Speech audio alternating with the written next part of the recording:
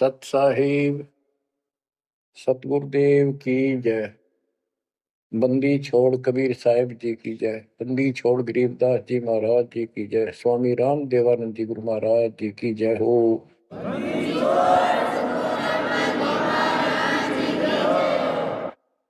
सर्व संतों की जय, सर्व भक्तों की जय, धर्मी पुरुषों की जय। श्री काशी धाम की जय, श्री सुडानी धाम की जय, श्री क्रोथा धाम की जय, श्री बरवाड़ा धाम की जय। सत साहिब परम पिता परमात्मा कबीर जी की सीम कृपा से बच्चों आपको सूक्ष्म वेद का ज्ञान प्राप्त है। आप सूक्ष्म वेद बांच रहे हो, सूक्ष्म वेद सुन रहे हो, पढ़ रहे हो। ऋग यजु है श्याम अथर्व, चारों वेद चितभंगी रे। सूक्ष्म वेद बांच साहेब का, सोहन सा सतसंगी रे। सूक्ष्म वेद बांच साहेब का, सोहन सा सतसंगी रे। तीन लोक और भवन चतुर्दश, कोई नहीं सत्संगी। बच्चों ये बातें यदि आप पहले सुनते, आपको यह सब प्रमाण, ये संपूर्ण ज्ञान प्राप्त ना होता, तो आपका माथा ठनका हो, आपके मन में सौ दोष दास के प्रति आते कि ये पता नहीं क्या बकवास करता है, क्या किसी को भी ज्ञान नहीं। यही शंका आदरणीय धर्मदास साहिब जी के मन में आई थी संत जी के, कि भाई ये चंदा बाबा ऐसी बातें बता रहा है, तो कोई ना कोई हमारे हिंदू धर्म में भी इन बातों को जानने वाला उससे मिलेगा, क्योंकि शास्त्र हमारे। उसके बाद वो अपने गुरुजी के पास गया। गुरुजी तो रूपदास जी ने कह दिया, भाई मैं जितनी जानू था बेटा, मैंने तेरे से कुछ नहीं छुपाया। जिस तरह के प्रश्न आप कर रहे हो, इनका उत्तर मेरे पास नहीं है, और जिसने तुझे ये ज्ञान दिया है उसी के पास जा, उसी से समाधान पूछ। लेकिन धर्मदास के सामने यह बात खटक रही थी कि अनपढ़ आदमी, जिंदा बाबा, इसको ज्ञान कैसे हो गया ये? इसने भी तो किसी हमारे हिंदू से सुना होगा, और अवश्य कोई संत, मंडलेश्वर, कोई पीठाधीश इसका जानकार पाओगा। अब सब जगह जितने भी सुप्रसिद्ध या वैसे छोटे मोटे भी संत हिंदू धर्म के उस टाइम प्रवक्ता थे, सत्संग सुनाया करते थे, सबसे मिला और जाते ही 10-20 रुपए रख दे।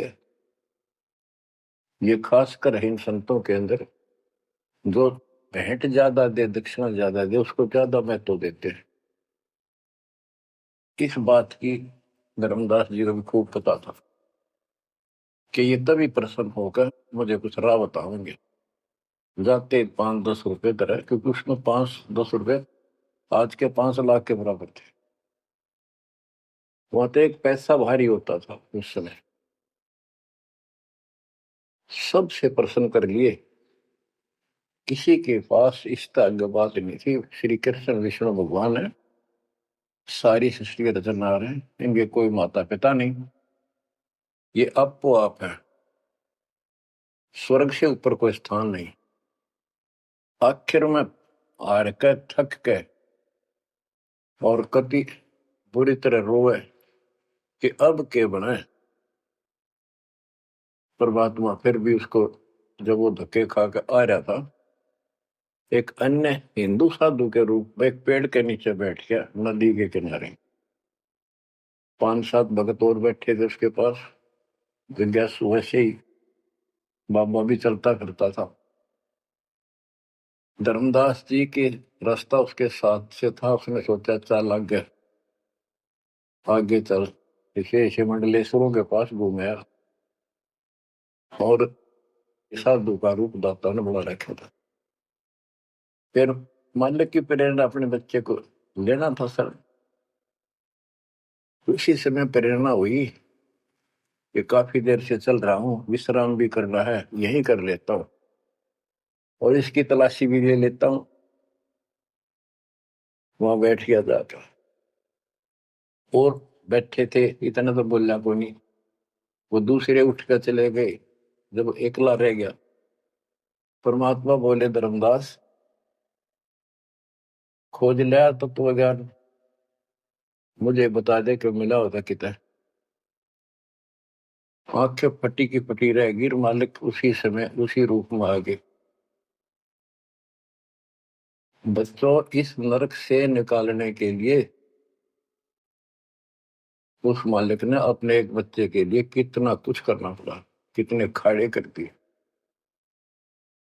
वहां से शुरुआत करनी थी अपने कलयुग की भक्ति की। और वो अच्छी आत्मा थे, भगवान के बच्चे थे, पूर्व जन्म के संस्कारी मालिक के थे। जैसे सम्मन था, सम्मन ने कितनी कुर्बानी दी थी, बेटा काट दिया मालिक के नाम पर। अब उसके लिए खाड़े करे थे परमात्मा ने, कहाँ कहाँ कैसे बंदी बने, कोड़े खाए, उसकी शेल बिस्तर बिछाए। किसी जन्म का ये धर्मदास जी भी ऐसे ही कुर्बान आत्मा था, लेकिन ये ठीक से टिके नहीं क्योंकि ज्ञान संपूर्ण नहीं था। इसलिए मालिक उसके लिए फिर वहां बैठ के जाकर धर्मदास जी परमात्मा के चरणों में गिर के अपनी ढीठता, अपने अविश्वास, अज्ञानता का बहुत पश्चाताप किया। हे मालिक, आप सत्य, आपका ज्ञान सत्य, आपका समाधान सत्य। परमात्मा बोले ये प्रेरणा मैंने की थी तेरे अंदर। काल का बेटा बहुत लंबा जुगाड़ है, बहुत लंबा षड्यंत्र।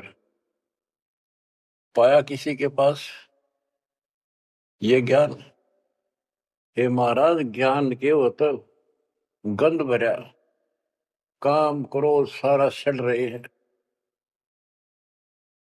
तो बच्चों, अब आपको दास बताना चाहता है परमात्मा की महिमा और सूक्ष्म वेद वाला ज्ञान संत गरीबदास जी को प्राप्त हुआ परमेश्वर से। उनके सतगुरु और भगवान स्वयं कबीर साहब थे, जिनका गुरु भगवान और ज्ञान एक नंबर का। तो उस पर हमने विश्वास करना चाहिए, लेकिन विश्वास करने के लिए कुछ आधार होता है। हिंदू धर्म के लिए गीता और वेद, 18 पुराण, ये आधार है कि ये अध्यात्म के मूल ग्रंथ है। उन मूल ग्रंथों से आपको परमात्मा की वाणी सिद्ध कर दी। ऋग यजु है साम अथर्व, चारों वेद चित भंगी रे, सूक्ष्म वेद वाचे साहेब का, सोहन सा सतसंगी रे। तीन लोक और भवन चतुर्दश, कोई नहीं सत्संगी। क्यों? क्योंकि उनके पास ये तत्व ज्ञान नहीं। बच्चों, यजुर्वेद अध्याय 40 मंत्र 10 में यही कहा है, कोई तो भगवान को साकार कहता है, रामकृष्ण रूप में, अवतार रूप में आने वाला। अन्य कहते हैं वो कभी साकार होता ही नहीं, वो तो निराकार है। परमात्मा साकार है या निराकार है, किस स्थिति में आता है, वो कैसे लीला करता है, इसकी जानकारी तत्वदर्शी संतों से पूछो। गीता अध्याय 4 श्लोक 34 में और 32 में स्पष्ट भी कर दिया कि जो तत्व ज्ञान होता है वो परमात्मा अपने मुख कमल से आकर बोलता है। ऋग्वेद मंडल नंबर 9 सूक्त 94 और मंत्र नंबर 2 में कहा कि वो परमात्मा कवियों की तरह आचरण करता हुआ घूमता फिरता है। ऋग्वेद मंडल नंबर 9 सूक्त नंबर 95 के मंत्र नंबर 1 में परमात्मा भक्ति की प्रेरणा अपने मुख कमल से वाणी बोल के करता है और भक्ति के मूल मंत्रों का गूढ़ रहस्यों का ज्ञान वही बताता है। गीता अध्याय 4 श्लोक 34 में कहा कि उस तत्व ज्ञान को जो स्वयं मालिक बोलता है कवियों की तरह काव्यान चौपाइयों में श्लोकों में और शब्दों के माध्यम से वो तत्व ज्ञान है, उसको किसी तत्वदर्शी संत से पूछो। बच्चों, ना वेदों में तत्व ज्ञान, गीता वेदों का सारांश है, उसी का छोटा रूप है।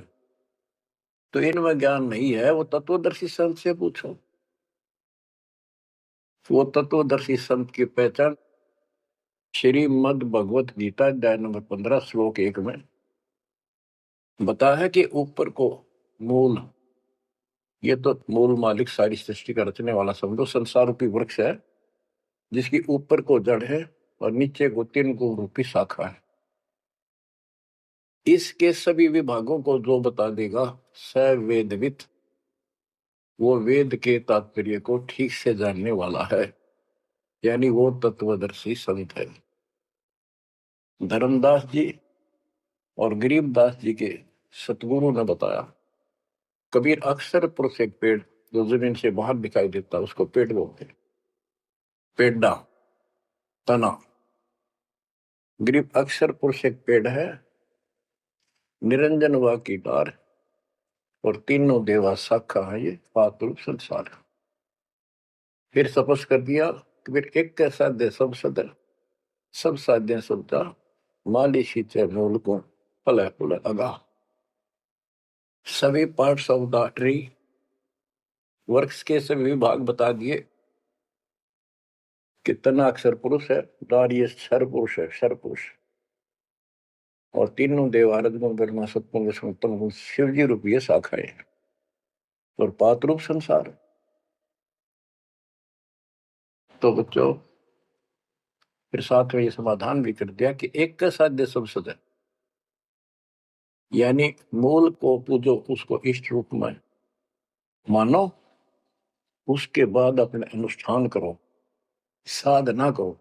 जो आपको प्रथम मंत्र दिया जाता है इसमें प्रथम और लास्ट वाले मंत्र को छोड़कर सारे इन्हीं शाखाओं वाले मंत्र है। और गीता अध्याय 3 श्लोक 10 से लेकर 15 तक यही स्पष्ट किया है कि शास्त्र अनुकूल धार्मिक अनुष्ठान यज्ञ करने से वो सही भक्ति मानी जाती है। इन यज्ञों के द्वारा इन देवताओं को बढ़ाओ, ये यज्ञ से बढ़े हुए देवता तुम्हें बिना मांगे ही सब कुछ देते रहेंगे। और उस परम अक्षर पूर्ण परमात्मा को इष्ट रूप में प्रतिष्ठित करके फिर सारे धार्मिक अनुष्ठान करो। कहते हैं सब प्राणियों की उत्पत्ति अन्न से होती है, अन्न वर्षा से होता है। वर्षा शास्त्र विहित, शास्त्र में प्रमाणित धर्म कर्म यज्ञ करने से होती है। और कर्म लगाए ब्रह्म ने, क्योंकि सबके लोक माए तक काम करके खाना पड़ा, सतलोक में कोई काम नहीं था, बैठा सब परिमल था। जैसे आप सकलोक आश्रमों में जाते हो, आपको सारा बना बनाया मिल रहा है, हर खाओ और भक्ति करो, सत्संग सुनो और आ जाओ। फिर बताया है कि सब प्राणियों की उत्पत्ति अन्न से होती है, अन्न वर्षा से होता है। वर्षा शास्त्र विहित, शास्त्रों के अनुसार किए गए अनुष्ठानों से होती है, यज्ञ से होती है। और यज्ञ शास्त्र अनुकूल कर्मों से होती है। कर्म लगाए ब्रह्म ने, ब्रह्म की उत्पत्ति हुई अक्षर पुरुष से। और अक्षर पुरुष यानी अक्षर का अर्थ यहाँ पर अविनाशी है। और जहां पर प्रकरण होता है एक से अधिक, अक्षर का अर्थ ही अविनाशी होता है। लेकिन सरपुरुष अक्षर पुरुष, सरपुरुष ब्रह्म है, ये काल है 21 ब्रह्मांड का स्वरूप, अक्षर पुरुष 7वें ब्रह्मांड का स्वरूप। और फिर परम अक्षर ब्रह्म क्यों कहा, परम अक्षर पुरुष, कि वो सब का मालिक वो है। तो इस प्रकार आध्यात्मिक ज्ञान को समझना है और उस परम अक्षर ब्रह्म को योगों में प्रतिष्ठित करके सारे अनुष्ठान करने चाहिए, तब सफलता हो। कबीर साहब ने बताया, कबीर एक कैसा दे सब सदे, सब साध्य सबका माली सींचे मोल को बुलागा। पुण्यात्माओं, इससे सिद्ध हो गया कि किसी के पास भी वेदों से हटकर ज्ञान नहीं था, वेदों में वो ज्ञान है ही नहीं जिसकी हमें जरूरत थी। इसलिए क्या रहा, अब इसके ऊपर चलेगा सत्संग शेष, संत गरीबदास जी की अमर वाणी, अथ कथनी बिना करनी का होगा। इसमें से कुछ वाणी सुनाएगा दास। जैसे आपको बताया गया कि काशी विद्यापीठ पट कमरा बनाते थे, उनको विद्वान माना जाता था, उनकी दुकान बढ़िया चला करती थी यहाँ भोले समाज में। तो गरीबदास जी उस पढ़ाई के बारे में कहते हैं जो वो पढ़ा करते, केवल लोगों को ठगने के लिए। गरीब पढ़ना गुणना चातुरी, यह तो बात सुगम, सत सुकृत और बंदगी, या है बात अगम। के गीता वेद पुराण पढ़े लिए, चतुरता दिखा दी, बड़े बड़े लेक्चर झाड़ दिए, ये तो बहुत आसान है। लेकिन सत सुकृत, सच्ची भक्ति, सच्चे अच्छे कर्म और भक्ति, सच्ची भक्ति, बंदगी, प्रणाम, बंदगी के अंदर वजह सारा कुछ आ जाता, भक्ति भी आ जाती है, मंत्र भी आ जाते हैं, प्रणाम भी आता। कई बार विशेष तौर पर बंदगी प्रणाम को बोलते हैं, बंदगी प्रार्थना भी कही जाती है। फिर बताते हैं कि सत्य सुकृत अच्छे कर्म और बंदगी, परमात्मा की स्तुति नमस्कार प्रणाम भक्ति सच्चे ढंग से पूरे गुरु से प्राप्त करके तत्व ज्ञान के आधार से करना, यह है बात अगम, ये ऊंची बात है, आगे की है, बहुत सबसे आगे की, सबसे श्रेष्ठ। गरीब पढ़ना गुनना रोग है, उलझे दुनिया माही, 52 अक्षर में बंद रहे, आगे की सुध नाही। संस्कृत भाषा के 52 अक्षर बताए, इसको इसलिए सीधा अर्थ कहते हैं जो संस्कृत से सीमित है, इन ग्रंथों तक सीमित है, इनमें वो ज्ञान है नहीं। ये उलझे दुनिया में, ये 184 के चक्कर में रह गए। गरीब पढ़े गुणे पावे नहीं, अनपढ़ने से न्यार, अनकोचर छंद है कैसे पावे पार। कहते पढ़े गुणे पावे नहीं, अनपढ़ने से न्यार, यानी जो चतुरता दिखाने के लिए पढ़ते हैं वो कभी नहीं परमात्मा प्राप्त कर सकते, ना वो ज्ञान मिले। अनपढ़ने से न्यार, के बिना पढ़े भी बात नहीं बने। अब जैसे आप अक्षर ज्ञान प्राप्त कर रहे हो, आप भले ही अपनी रोजी रोटी के लिए कर रहे हो, लेकिन अब इस पढ़ने से आपको अपने मूल ग्रंथ समझ में आ जाएंगे। ये सूक्ष्म वेद है, इसके अंदर जो गूढ़ रहस्य है वो अन्य वेदों से भी उत्तम और गहरे हैं। इसमें कह दिया पढ़े गुणे पावे नहीं, यह पढ़ाई है वो तो मूर्ख बनाने की। अनपढ़ने से ना, जो नहीं पढ़े वो भी दूर रहेंगे। हमारे को अक्षर ज्ञान नहीं था, इसलिए हम इन चतुर लोगों की बातों में फंसे रहे। गरीब वेद कथें चित चूक है, मन में मान मरोड़, कहने मात्र के तो पंडिता, ये होते लिखे ढोर। कि इन वेदों के पढ़ने मात्र से कुछ भी हासिल नहीं होना, क्योंकि वो ज्ञान है ही नहीं जी। अपने को जरूरत है मोक्ष प्राप्त हो, और वो ज्ञान मालिक प्रत्येक युग में आकर बोलते हैं, पर कदर नहीं बनी। गरीब वेद कथे चित चूक है, मन में मान मरोड़, अहंकार, और कहने मात्र के तो पंडित हैं, ये वो दिल्ली के ढोल के 84 लाख योनियों में जाएंगे। अब जैसे एक बहुत ही अच्छा उदाहरण दिया संत गरीबदास जी ने, बच्चों ये गाना बजाना समय के अनुसार शब्द भी सुनाए जाते हैं, और ये कड़वी गोली भी खिलाई जाएंगी, तभी ये रोग कटेगा। सारा ट्रीटमेंट कंप्लीट करना पड़ता है। अब ध्यान से सुनो। पुराने समय में तिलों से तेल निकाला जाता था। वो व्यक्ति जो काम ये करते थे उनको तेली बोलते थे। वो एक कोल्लू लगाते थे। वो कोल्लू एक मशीन होती है जिसमें 3-4 गिरारी सी होती, मोटी मोटी भारी भारी, और उसके ऊपर एक ऐसा पात्र लगा होता है जिसमें नीचे सुराख होता है, और उसमें सरसों डाल दी, तिल डाल दिए, तो धीरे धीरे नीचे जाता रहता। कोल्लू चलता है एक लंबे लकड़, लंबा लकड़, कम से कम भी 15-20 फुट लंबा। उस कोल्लू को चलाने के लिए एक लंबा लकड़ फंसा के, और उस लकड़ को पाट बोल उसमें लाठ पाट, उसको बैल से चलाया जाता था। और वो बैल उस लकड़ की जितनी लंबाई होती है उसके में ही सर्कल में घूमना होता था उसको। वो सर्कल होता था उसके, एक सर्कल में घूमता था, सेम कति फिक्स्ड होता था उसका डायमीटर। उसी परिधि में वो बैल घूमता रहता था, और उधर से कोल्लू चलने से तेल निकलता। उस कोल्लू को चलाने के लिए एक बैल का प्रयोग किया जाता था।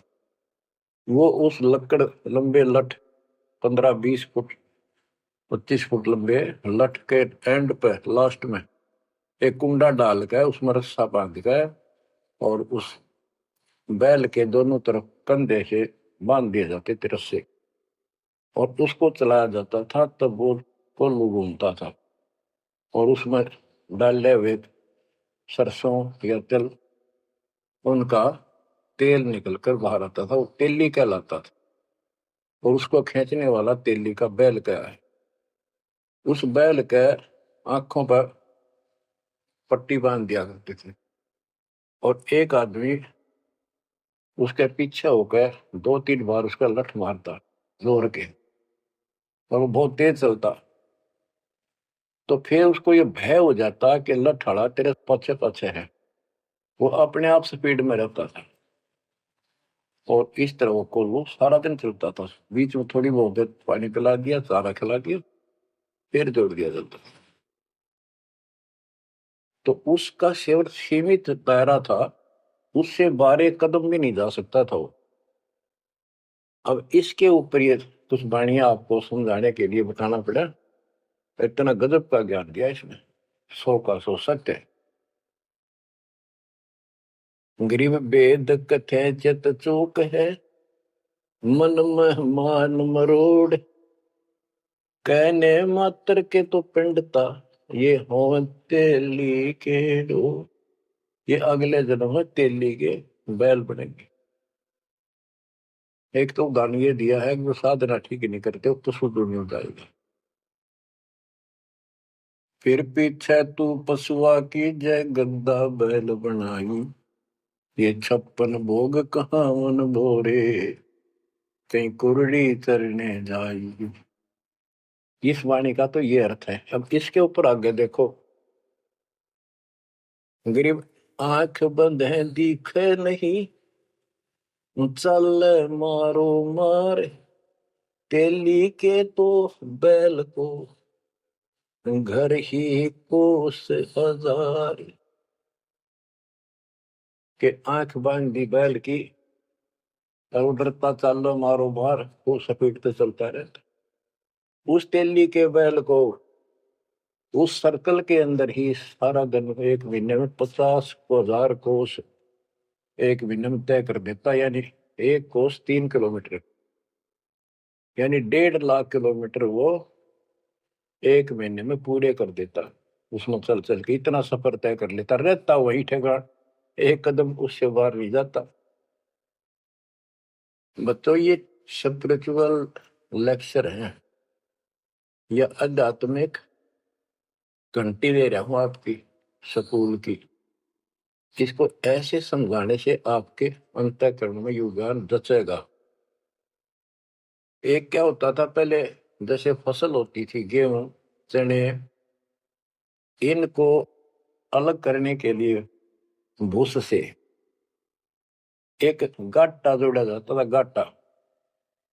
उसके बीच में एक लठ गाड़ के मोटा था, उसका रस्सा बांध के फिर 5 7 10 पशु, जिसमें भैंस गाय काटड़ा काटड़ी ऐसे शरीर में बांध दिए जाते थे, और बीच में लठ गाड़ दिया, उसके चारों तरफ वो भूस डाल देते थे, चने या गेहूं। क्योंकि दास ने देखा है हम किसान के गर्जनों था, इसलिए 90% बच्चे किसान वालों को पता नहीं, जो शहर में रहते हैं, वो भूसे कैसे निकलता था, जिसकी ये वाणी जिस बारे बोली है।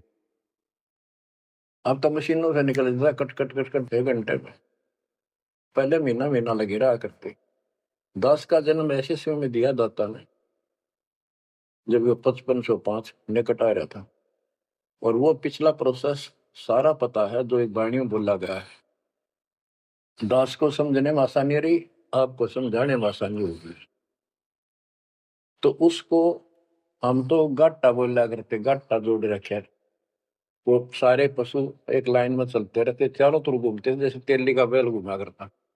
ये उस फसल को काटने के लिए उनके पैरों के नीचे वो फसल कट जाती, छोटा छोटा तूड़ा भूस बन जाता। फिर उससे गेहूं चने अलग कर लेते और भूस अलग हो जाता। उसको गाटा बोला करे। और पलवल साइड इधर फरीदाबाद साइड में उसको धाए बोलते थे, धाए। धाए यानी पशुओं का एक समूह, एक से एक गले का रस्सा बांध दिया जाता था। वो बाहर नहीं जा सकते, अंदर आ नहीं सकते, क्योंकि एक दूसरे को धक्का नहीं दे सकते। वो एक लाइन में चलते थे चारों तरफ सर्कल में।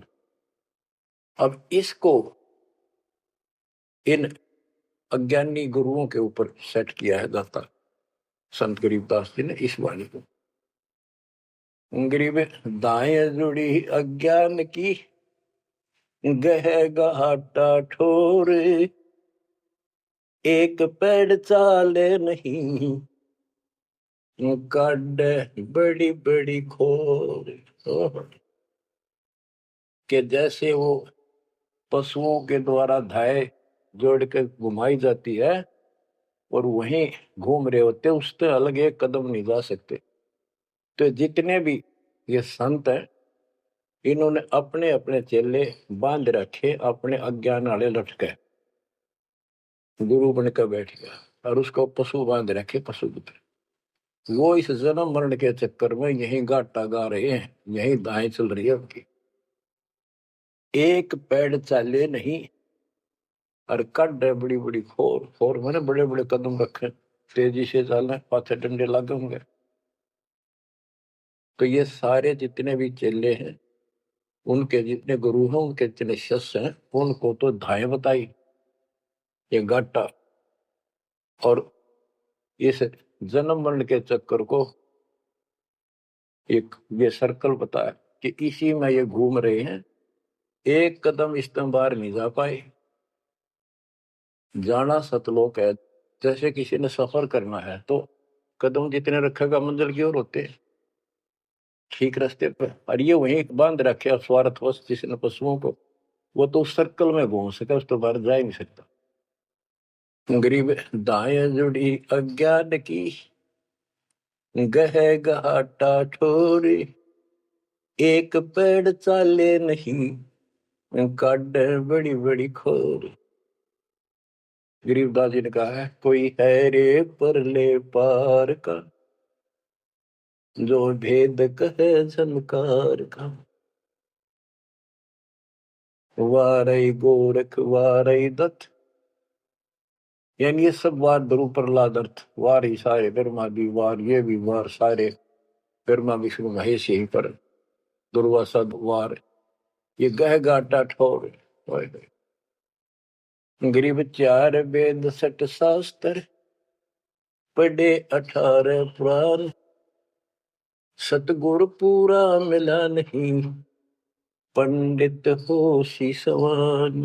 ओह, कबीर साहब कहते हैं, गुरु बिन काहू न पाया ज्ञाना, जो तो था वो छड़े किसाना। गुरु बिन वेद पढ़े जो प्राणी, समझ अनुसार रहे ज्ञानी। बच्चों, एक तो होती है मान बढ़ाई अहंकार, और एक सच्चाई जो होती है वह मान बढ़ाई नहीं कहलाती। जैसे दास कह रहा है, और जब आपको भी समझ आ गई है, स्पष्ट हो गया, आपको पता लग गया है कि गुरु बिन वेद पढ़े जो प्राणी, समझे ना सार रहे अज्ञात। वेद पढ़े पर वेद न जाने, ये वाचे पुराण 18, और पत्थर की पूजा करे। भूल गए सिद्धिदारा, श्राद्ध निकलवावे, पितर पुजवावे। क्या इन्हें वेद पढ़े? क्या इनको गुरु मिला? जय सतगुरु की संगत करते, ये सकल कर्म कट जाए। ये कोई झंझट नहीं करना पड़ता। अमरपुरी पर आसन होते सतलोक में, जहाँ कोई कष्ट नहीं, जहाँ दुख ना चाहे। तो दास ये कहे कि या तो भगवान कबीर साहब मेरे गुरु भगवान और गरीबदास, और चौथा दास, इनके अतिरिक्त, वर्तमान में दास के अतिरिक्त विश्व में किसी के पास ना वेद ज्ञान, ना गीता ज्ञान, ना कुरान और बाइबल ज्ञान, किसी को किसी प्रकार का ठीक ज्ञान नहीं। इसको कोई कहे ये मान बढ़ाई करता है, उसकी अपनी समझ है, अपनी सोच है, लेकिन यह 100% सच्चाई है। जैसे 2000 के नोट पर, या 1000 के नोट पर, 500 के नोट पर यह लिखा है कि मैं धारक को 500 रुपए देने का वायदा करता हूं, तो क्या उसने मान बढ़ाई कर रखी है कि ये नोट अपनी बढ़ाई करता है, छाती पे लिखवा रहा है? वो सच्चाई है, वो लिखना भी जरूरी है। तो दास को ये बताना भी आवश्यक है कि दास के अतिरिक्त विश्व में किसी के पास ज्यादा तम ज्ञान नहीं है। ना वेद ज्ञान ठीक है, ना गीता ज्ञान ठीक है, ना पुराणों को जानते, ना पुराण वाले कुरान को ठीक से सुनो, नहीं बाइबल वाले बाइबल को ठीक से सुनो। अंग्रेज 4 वेद सठ शास्त्र, पढ़े 18 पुराण, सतगुरु पूरा मिला नहीं, पंडित हो सी स्वान। अंग्रेज 4 वेद सठ शास्त्र, पढ़े 18 बोध, खसम बांझ के होते है, पर बेटा नाही गोद। एक अजब गजब उदाहरण दिया है कि इन 4 वेद और 18 पुराणों को पढ़ने से तो ऐसी दशा है, ये दिखे पंडित गुरु शिष्य दोनों हैं, गुरु भी हैं, उनके शिष्यों की कमी नहीं, लेकिन बांध स्त्री का संतान नहीं होती, उसका पति भी होता है। इसी प्रकार इनके गुरु भी है, ये शिष्य भी है, इनमें भक्ति रूपी लाल बनेगा नहीं। बच्चों, एक एक बात कहीं नहीं सकता, लाख टके की है, अरब टके की। गरीब भावे 100 करोड़ गीता पढ़ो, 100 करोड़ भागवत, बिना सतनाम व्यर्थ है, बचे काल न मोत। गरीब घृत अग्नि में डाल कर, पंडित कर है होम। सुर वासना जात है, क्या करत है होम। गरीब सुमरण सेवा बंद की, सब कोई जानत खूब। बिन सतगुर क्यों पाइए, कबीर से महबूब। ओए होए। के ये पंडित लोग हवन करते हैं, इसका क्या लाभ है कि देवताओं तक इसकी वासना जाती है, स्मेल, गुड स्मेल जाती है, और जिसके वश होकर वो हमें यहाँ राहत देते हैं। तो ये तो हमें सिर्फ हमारी इस भक्ति में एक सहयोगी है, एक आइटम है हवन यज्ञ। हमने पांचों करनी पड़ेंगी तब तो ज्यादा लाभ होता है। किसी रोग का ट्रीटमेंट पूरा ही करने से बात नहीं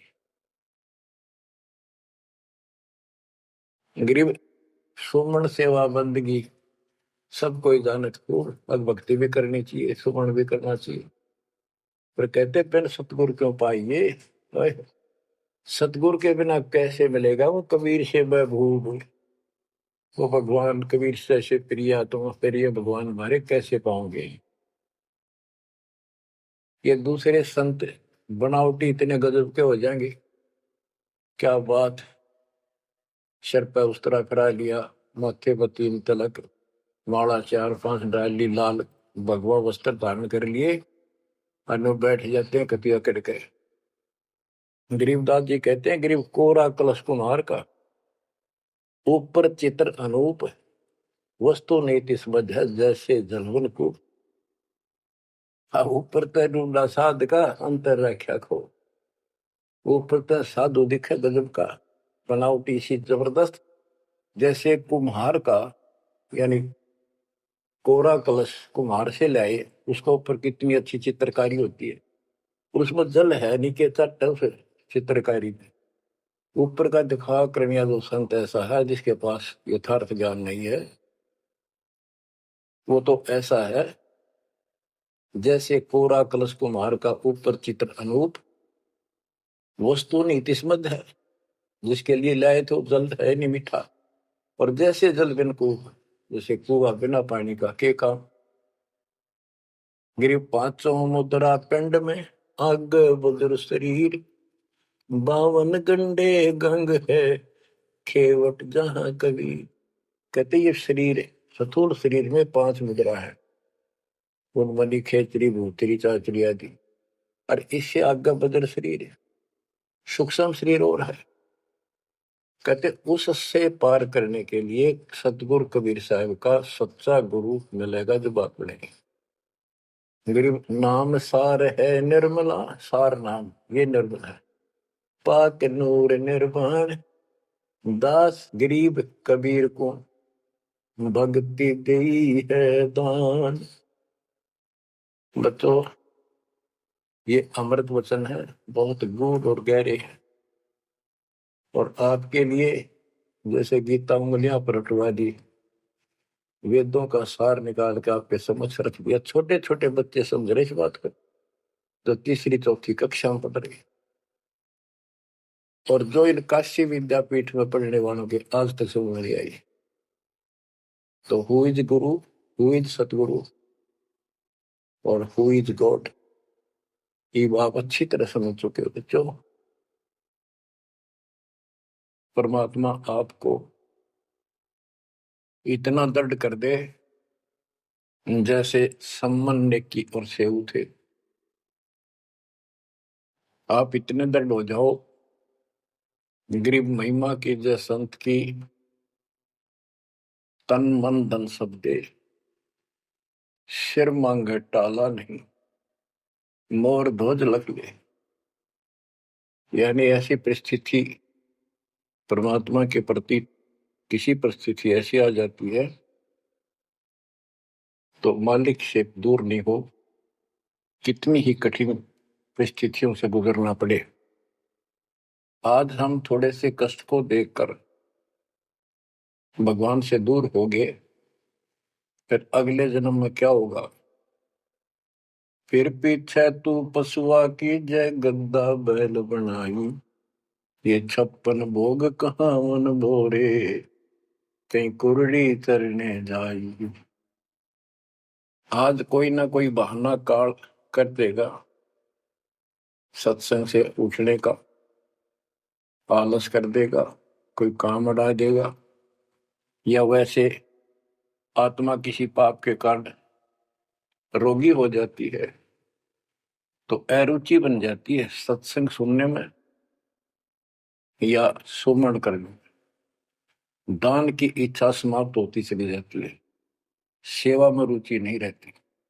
तो उस समय के लिए ये याद रखो, आज हम मानव हैं, अपनी मर्जी से कितने आलस कर लें और कितने भगवान से दूर हो जाए, स्वतंत्र है।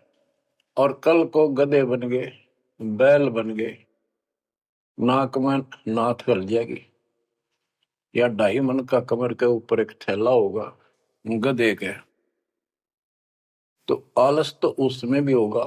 मन तो यही है। कई कहते हैं मेरे से नहीं होती सेवा, चलो कोई बात नहीं, सेवा तो करनी चाहिए, सेवा से दूर नहीं होना चाहिए।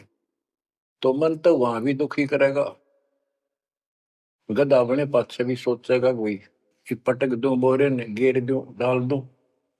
एक आदि पर गधा ऐसा भी कर देता है, फिर उस पर ज्यादा भार लादा जाता है और लठ भी पड़ते हैं, फिर वो सीधा चलता है। इसलिए इस मन पापी को आत्मा यही समझा सुड़ डाले, दाता से दूर ना हो। इस संसार में सुख नाम की चीज नहीं है। यदि सुख होगा, या जो नकली सुख भी अगर चाहिए तुम्हें यहाँ का, तो इस दाता के चरणों में मिलेगा, रहोगे तो मिलेगा। इससे दूर होकर कुछ दिन जब ये समय आप भक्ति कर चुके हो, सच्ची मर्यादा में रह गए, वो आपकी बैटरी सी चार्ज होगी जैसे इन्वर्टर की हो जाती है, और फिर चार्जर हट गया, वो बैटरी फिर भी काम करती रहेगी और ऐसा लगेगा कि बिल्कुल सब कुछ ठीक ठाक है, कोई फर्क नहीं पड़ा, चार्जर भी हटा दिया।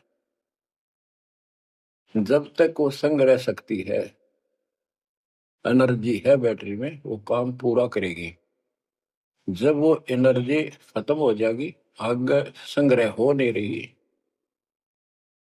तो एकदम ही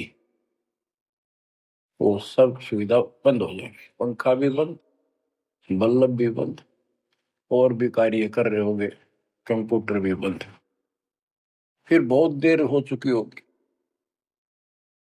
इसलिए इन सब बातों को ध्यान रखो, याद रखो।